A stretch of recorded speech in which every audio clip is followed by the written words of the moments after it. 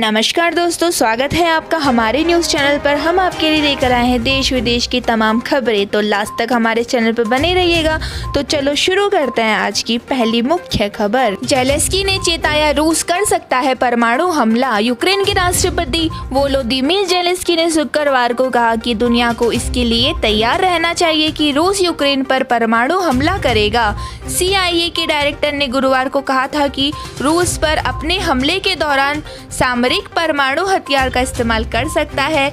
Zelensky ने कहा, सिर्फ मैं नहीं बल्कि पूरी दुनिया, सभी देशों की चिंता है कि यह वास्तविक जानकारी नहीं हो सकती है, लेकिन यह सच हो सकता है। उन्होंने कहा, हमें डरने के बारे में नहीं सोचना चाहिए बल्कि तैयार रहना चाहिए, लेकिन यह यूक्रेन के लिए सवाल नहीं है, मुझे लगता है कि पूरी दुनिया के लिए है। बीते महीने क्रेमलिन के प्रवक्ता ने कहा कि रूस परमाणु हथियारों का सहारा तभी लेगा जब उसके अस्तित्व को खतरा होगा।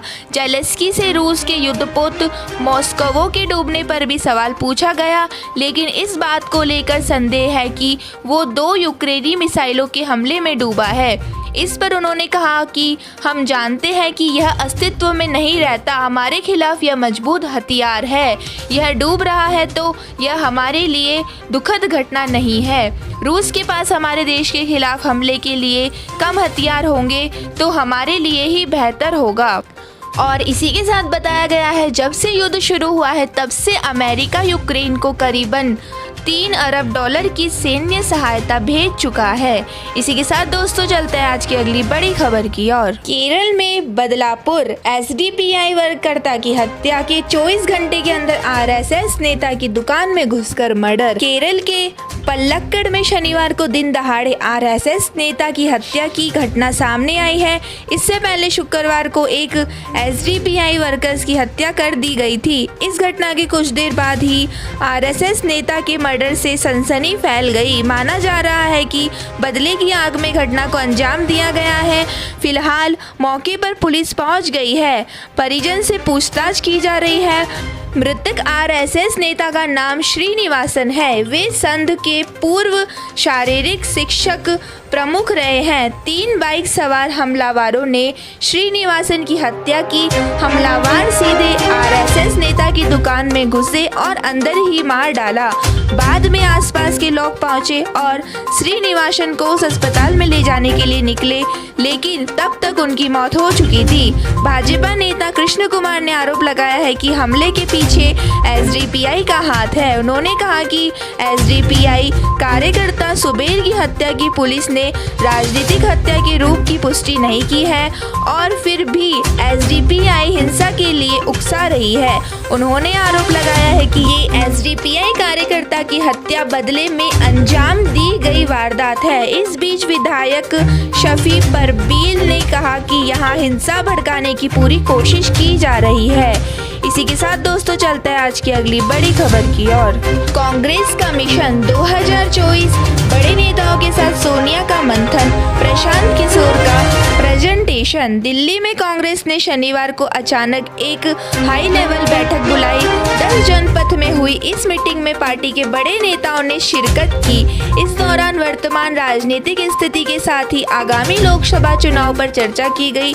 बैठक में प्रशांत किशोर की मौजूदगी ने सभी का ध्यान खींचा। सूत्रों के मुताबिक प्रशांत किशोर ने 2024 में होने वाले लोकसभा चुनाव की रणनीति पर चर्चा की।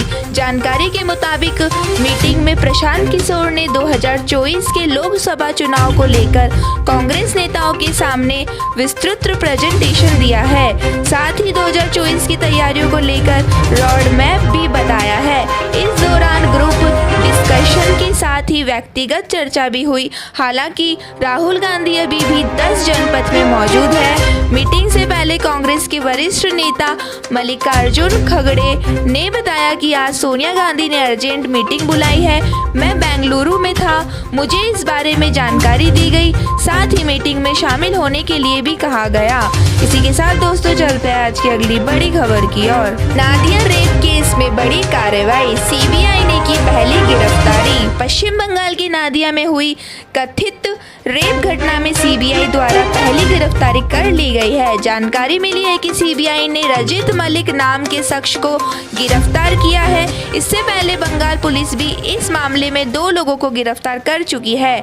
जानकारी के लिए बता दें कि पहले नादिया केस की जांच बंगाल पुलिस द्वारा की जा रही थी, लेकिन बाद में कलकत्ता हाई कोर्ट ने इस मामले की जांच सीबीआई को सौंप दी थी।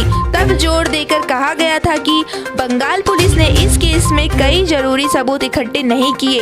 इस बात पर भी नाराजगी व्यक्त की गई कि पुलिस द्वारा पीड़िता के घर से खून की सनी हुई बेडशीट ही जब्त नहीं की गई। पीड़िता का अंतिम संस्कार भी जल्दबाजी में कर दिया गया, जिस वजह से कई अहम सुराग छूट गए। पीड़िता का इलाज करने वाले डॉक्टर ने ये खुलासा किया था कि उन्हें इस बात की कोई जानकारी नहीं थी कि नाबालिग का रेप हुआ। उनके पास पीड़िता की मां आई थी और सिर्फ पेट दर्द की दवा मांगी गई थी। उनकी माने तो नाबालिग की मौत की खबर भी उन्हें पीड़ित परिवार की पड़ोसी से मिली थी। ऐसे में उनकी तरफ से पुलिस को कोई जानकारी नहीं दी गई। इसी के साथ दोस्तों चलते हैं आज की अगली बड़ी खबर की ओर। उपचुनाव नतीजे 2022 बंगाल में शत्रुघ्न और बाबुल विनर, बिहार में आरजेडी जीती। देश के 4 राज्यों में 5 सीटों में से 3 सीटों के नतीजे घोषित हो चुके हैं। पश्चिम बंगाल की दोनों सीटों पर ऑल इंडिया तृणमूल कांग्रेस के प्रत्याशियों शत्रुघ्न सिन्हा और बाबुल सुप्रियो को जीत मिली है। वहीं छत्तीसगढ़ के खैरागढ़ में भी कांग्रेस के प्रत्याशी को जीत हासिल हुई है। इसके अलावा महाराष्ट्र के कोल्हापुर में काउंटिंग जारी है। इसी के साथ दोस्तों चलते हैं आज की अगली बड़ी खबर की ओर। केएल राहुल का धमाका, 100वें मैच में जड़ दिया शतक, उड़ाए 5 छक्के। लखनऊ सुपर जायंट्स के कप्तान केएल राहुल ने शनिवार को मुंबई इंडियंस के खिलाफ धमाकेदार पारी खेली और अपना शतक पूरा किया। राहुल ने 56 बॉल में अपनी सेंचुरी जमाई। खास बात यह रही कि केएल राहुल का यह 100वां आईपीएल मैच है। मुंबई इंडियंस के खिलाफ खेली गई अपनी पारी में केएल राहुल ने 9 चौके और 5 छक्के जमाए। राहुल ने पूरे 20 ओवर बल्लेबाजी की और टीम के लिए एक छोर संभाले रखा। केएल राहुल ने अपनी पारी में 60 बॉल खेली और 103 रन बनाए। यह इस आईपीएल का अभी तक का सबसे बड़ा स्कोर है। इसी के साथ दोस्तों चलते हैं आज की अगली बड़ी खबर की ओर। जियो का गजब ऑफर, रिचार्ज करने पर फ्री दे रहा फोन, 2 साल की मिलेगी वैलिडिटी। जियो अपने यूजर्स को कई आकर्षक प्लान ऑफर करता है। लो कॉस्ट प्रीपेड प्लान से लेकर लॉन्ग टर्म वैलिडिटी प्लान तक कंपनी के पोर्टफोलियो के कई आकर्षक रिचार्ज मौजूद है। कंपनी कई ऐसे प्लान भी ऑफर करती है जो कुछ खास फोन के लिए होते हैं। यानी जियो फोन के लिए कंपनी ने जियो फोन को उन यूजर्स के लिए लॉन्च किया था जो फीचर्स फोन में कुछ स्मार्ट फीचर्स चाहते थे।